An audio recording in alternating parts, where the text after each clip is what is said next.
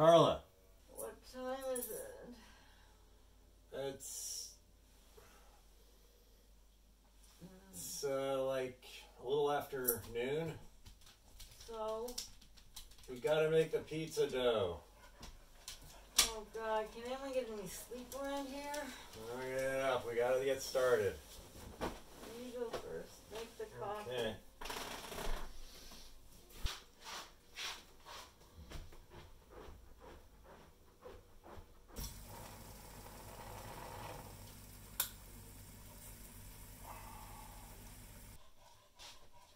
Here's your coffee. Get up. Oh, wow. Coffee. Oh, it's so lovely. Thank you, darling. Looks amazing.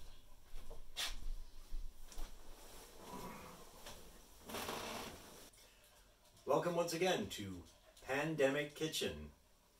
Hi, guys. Hi, guys. We're going to be making my famous pizza. Pizza is basically more baking. Because of that, you need to do a lot of prep work. So we're having to get up very, very early for us during the pandemic in order for us to make sure that we have it ready for tonight. Let's go. Okay.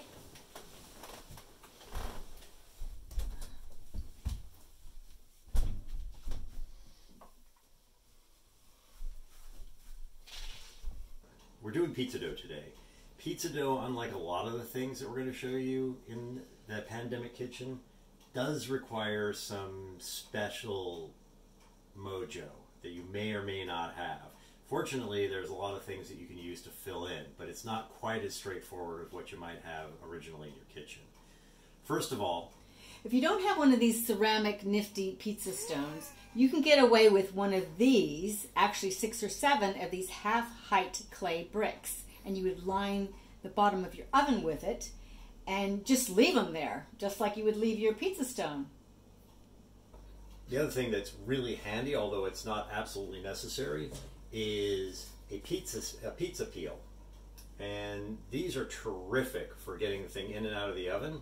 And when you're not using it for the pizza, and people are naughty. There are also wooden ones, which are better for putting the pizza in the oven than they are for taking the pizza out of the oven. But if you don't have one of these, you can make do, although they're not as good, with a flat cookie sheet. Unless you have arms like Popeye, you're really going to need a stand mixer of some kind with a dough hook.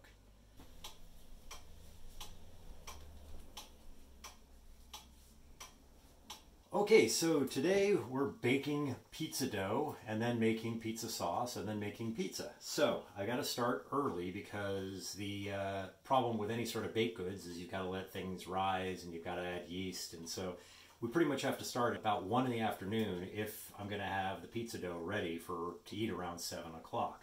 I'm going to start with yeast. This is active dry yeast. We keep it in pretty good shape so it survives. I add a little more than most people do. I add about 2 tablespoons. It rises a little bit more, but then I pull it really, really thin so it doesn't seem to matter. So 2 cups of water, which I've heated to, ouch. I add a smidge of sugar to give the yeast something to eat for a few minutes. Honey, it's been 10 minutes. Okay, cool. Now if you take a look over here, you'll see that the yeast is starting to do its magical puffy stuff, and it smells a whole lot like beer, but you can't smell that. Only I can.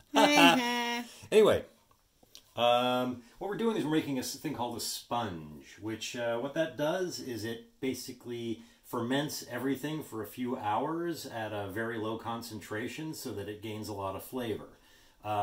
We don't really need to do this, but it adds a lot of flavor to the pizza dough that we wouldn't otherwise get. We're going to add some more stuff for flavor. I got some wheat germ, and I'm going to put about a tablespoon of that in.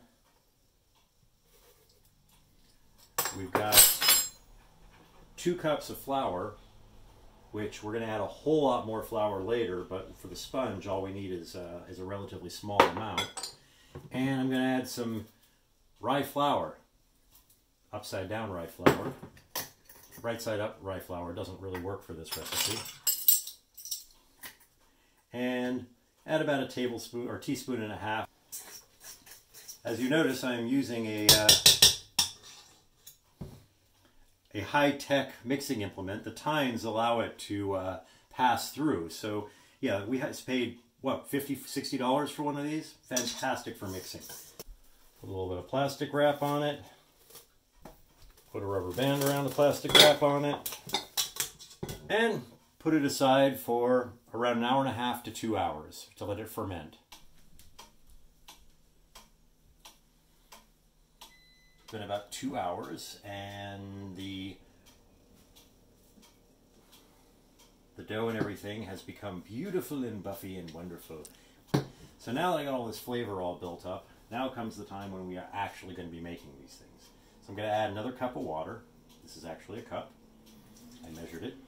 Orange blossom honey for a little bit of flavor. Exactly 1.5 tablespoons.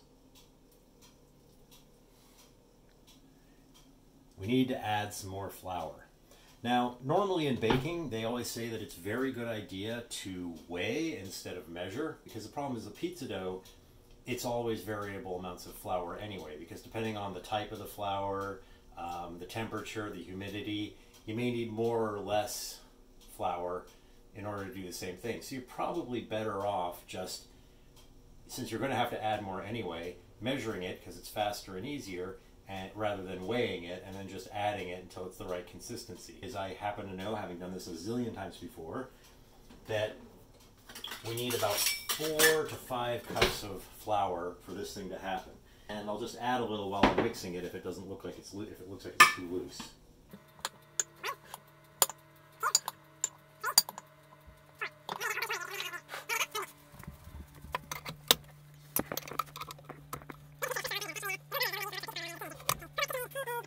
Anyway, now I'm going to turn it on low. So I'm going to give it about 2 minutes. So it's been about 2 minutes now of mixing. It's just, all I've really done is turn it into a big gushy mass. Now what I'm going to do is add a tablespoon of salt, and that'll help the whole thing rise.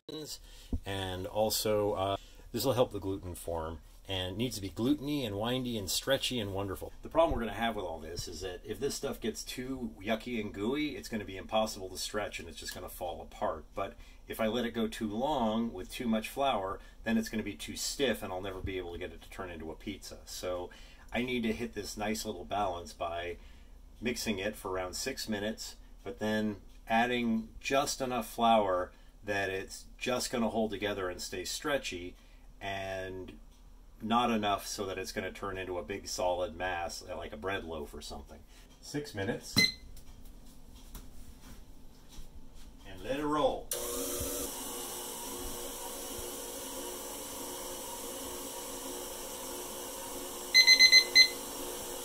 Okay. Now come over here. If you look at what it's doing right inside the bowl, you'll see how it's cleaned most of the side of the bowl, but not completely. That's exactly the right consistency. This is really odd, as the last time I did this, about 2 weeks ago, with the same batch of flour and all the same ingredients, I had to add almost 5 cups of flour, and it was still too loose. This time I just added that original 4 cups of flour, and it's perfect. I'm going to put it in a lubed bowl. First I got to lube the bowl. Lovely olive oil lubed bowl. And then I need to make sure that my hands won't stick to the dough. Get it all up on the sides, because no matter how low it seems in there, it's going to crawl up the sides and stick to them if it doesn't have olive oil on it. And it'll be a yucky mess that Karla will have to clean. Right? Yeah, right. Get this goo off the paddle, or off the hook. Not so much stuck to me. And then dump it in the bowl.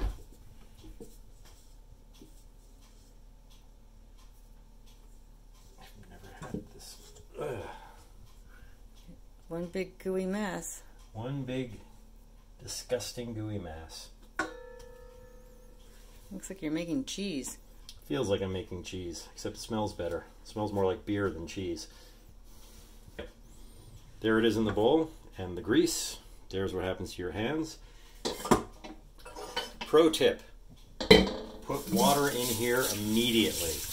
What we pretty much made, and as any 3-year-old knows, is glue.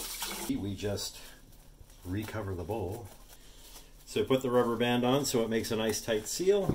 Put it somewhere warm for 45 minutes.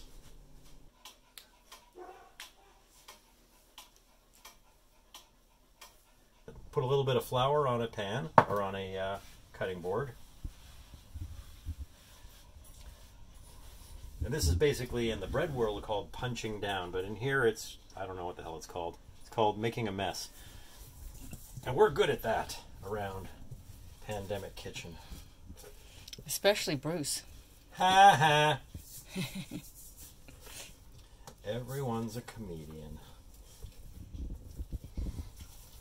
I don't know where Karla is. That was the dog walker making all the rude comments. Okay. Put it down on the board. Fold the insides to the outsides, and the outsides to the insides, and the insides to the outsides, and fold it around to the end, to the out, to the inside, and out, and out, and out, and out, and back in the bowl. Fold side down.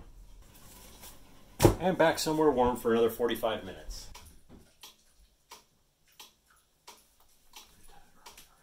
Gotten big again, see? Mmm. Break it on loose. Eek. A little bit. I floured my hands before I did this because otherwise it would be really gross. And dump it onto the cutting board. Now we gotta turn it into a tube. And this is gonna be enough for like 6 pizzas. So what I'm gonna do is cut it into 6 pieces. So first thing I'm gonna do is cut it in half. So I don't have to do a big thing and try to figure it out. Butter the end a little bit so that it doesn't stick. And then draw it out. Figure out where the thirds are. 1/3. 2/3. Then what you do is you kind of roll it so you can tuck all the ends under, so it kind of turns into a big bouquet of stuff. And then put it onto a floured pan.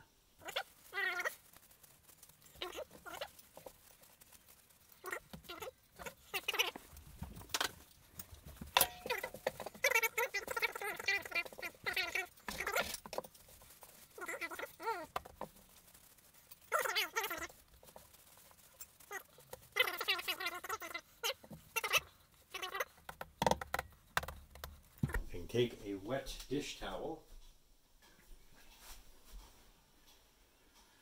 I'm not turning the oven on, I'm just putting it in here. The pilot light in this will keep it at around 100 degrees, which is perfect for it rising up and proofing. We're going to leave it like that. An hour from now, they'll be ready to make pizzas out of it.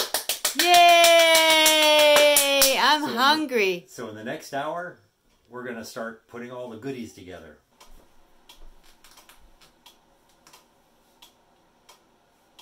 Buonasera. Welcome to Pedro Pepe's Perfect Pizza Parlor. We are going to make a beautiful pizza tonight. How would you like yours? I would say with some perhaps pizza dough. Yes, it's very best stuff ever. I wonder if my accent is turning away from what it should be. Okay, placing it on the board of wonder. We break it down into putting a little crust around it so that you put it on your finger so it doesn't make a mess. And we put it like that. And then we've got a beautiful pre-made pizza piece. And we take it and we place it over the back of my hand. And then we throw it into the air. No way, I'm not going to throw it into the air. I'm not crazy. Little bit more flour on here. And then we shake it. And then we move it. And we move it over here. And we bring it over to the pizza peel. See, we have the Semolina Flour on the board. And then we take it and we place it gently onto be bored, and then we fill in the little places where it's made nothingness to. It is a beautiful pizza crust, but it is not beautiful enough. It must have oil, lots of oil. This keeps all the toppings and other good stuff from soaking into it and allows us to make it even better. Then you take a pastry. Is that a pastry brush? A pastry brush. No, it is a paint brush. We used it on the outside of the house. I just cleaned it off with some paint thinner, and it worked perfectly. Awesome. It does double duty. It does double duty. So yes, it is a perfect one. And we put this on here like this. Tap it around to get the crust nice and brown. And then, magic sauce of wonder. Oh, you start with the sauce. As most pizzas do, you start with the sauce. A tomato-based sauce with goodness in it. And that will be another show, is how we're going to make that. And a little bit of mozzarella cheese, if you please. And then, the meatsies, hot Italian sausage. Some protein. Lots of protein. Many bits of protein and enough little hot things to make you happy. Yes. 1 or 2 onions, because nothing's bad with onions on it. There we go. Put a little bit there. There we go. I think we have 1 too many. There. This would be jalapeno, to give it some life and spark and sparkle. And to give it even more life and sparkle, lots of garlic. Ah, yummy. Of course, you can add anything on here. It keeps the vampires away. Keeps the vampires away. Anything goes well on the pizza. And then Parmesan cheese to keep it from burning on the top. Doesn't that look marvelous? It does.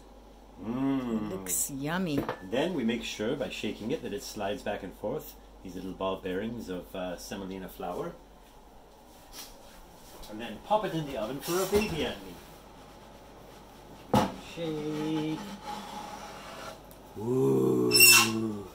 What we've all been waiting for. Pause.